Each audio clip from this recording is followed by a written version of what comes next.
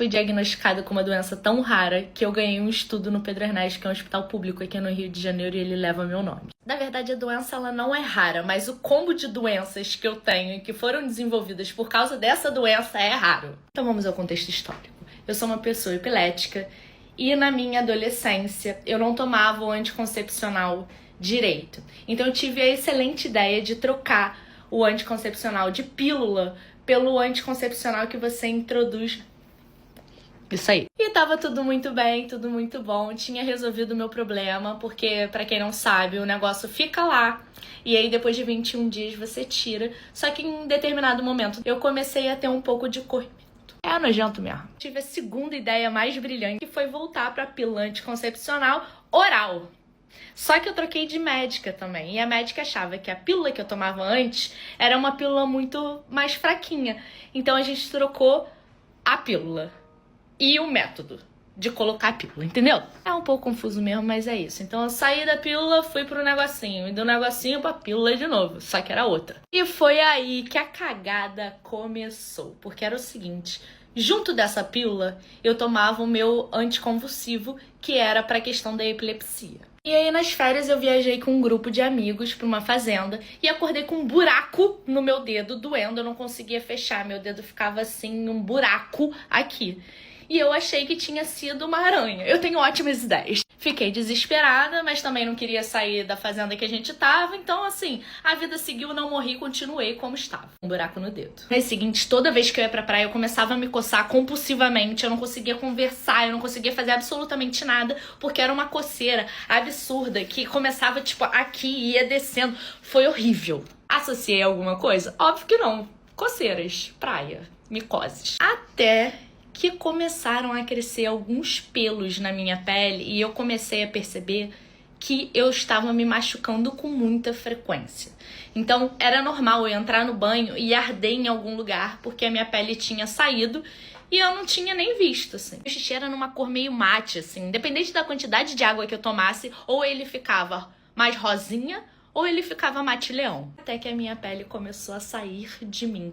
Então eu passava o dedo assim, a pele saía. Quando a minha pele começou a sair com extrema facilidade de eu passar o dedo e ela sair, foi quando eu percebi que tinha alguma coisa muito errada ali. Esse período foi quando eu comecei a ficar incomodada verdadeiramente, porque os pelos eles começaram a aparecer demais. As perebas, as coceiras, isso daí ficava para outro momento, eu não ligava muito, porque como era esporádico, eu não associava tanto assim, era um momento só de... Peraí que eu vou pegar comida. E era essa a minha situação. Eu tinha conversado com a minha ginecologista sobre a questão do xixi e ela me falou que na verdade era só a falta de água, que eu deveria beber mais água. Só que, como eu falei no vídeo anterior, eu bebia água e meu xixi saía rosa e eu acabei me acostumando com isso. Na época eu namorava e no dia do meu aniversário a gente alugou uma casa pra gente passar momentos românticos juntos e bater as palminhas lá do meu aniversário. E eu fui ao banheiro, fiz xixi, foi quando meu namorado viu a cor daquele xixi. Eu lembro da cara de desespero dele, parecia que tinha morrido alguém no banheiro. Tava um tempo nessa evolução da doença, então os machucados eles já apareciam com mais recorrência. Ó, tudo machucado. Esse daqui ele tava abertinho ainda, não era uma crise ainda, era um machucado de esbarrar nas coisas. Você pode ver que a minha mão, ela era toda marcada porque eu ia esbarrando nas coisas e as feridas iam se abrindo. E o que era para ser uma comemoração de aniversário foi uma averiguação de hipóteses de doença e sintomas. A gente sentou, começou a ver todas as possibilidades, tudo o que estava tendo, e a gente fez uma relação de médicos que eu deveria ir na semana seguinte. Eu fui em dermatologista, hepatologista,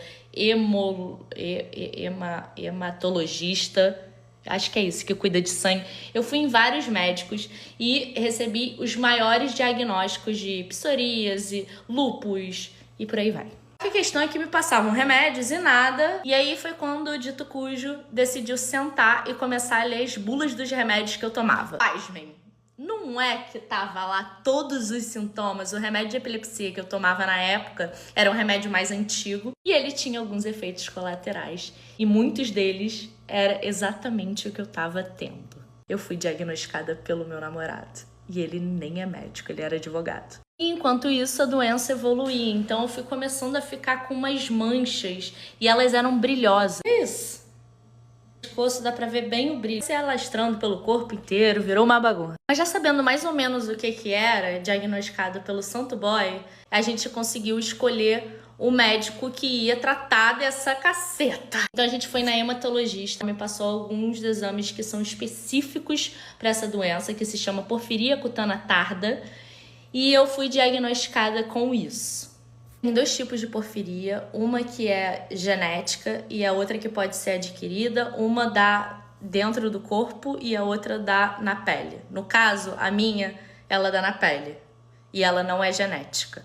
Eu não sei muito desse Paranauê, não estudei, não quis me aprofundar, porque foi uma coisa que me pegou bastante nessa época, então eu só vivi o momento para poder tentar tratar desse caos. A doença autoimune, esse tratamento ele é muito penoso, porque você tem que fazer retirada. No meu caso, eu tive que fazer retirada de sangue, porque o meu ferro estava absurdamente descompensado dentro do meu corpo, e era isso que tava. Eu comecei a perder cabelo.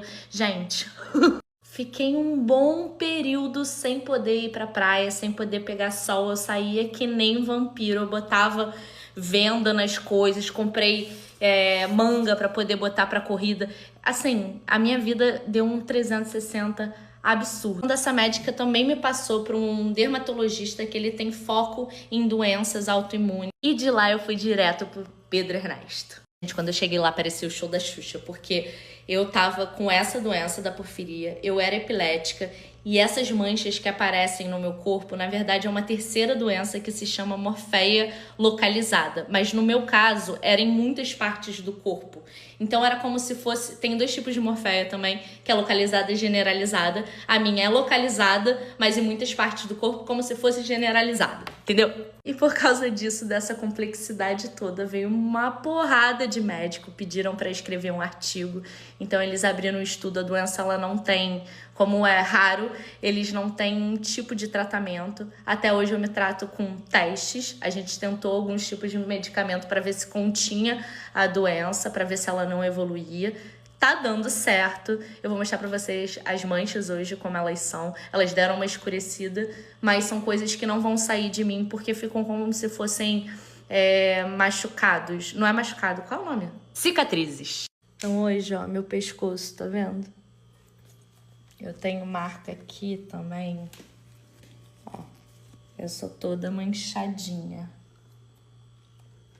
Esse estudo ele é público, ele tá lá. Tiveram vários médicos, eu tive que ir lá algumas outras vezes. Eles fizeram acompanhamento dessa doença, desse teste com medicamento.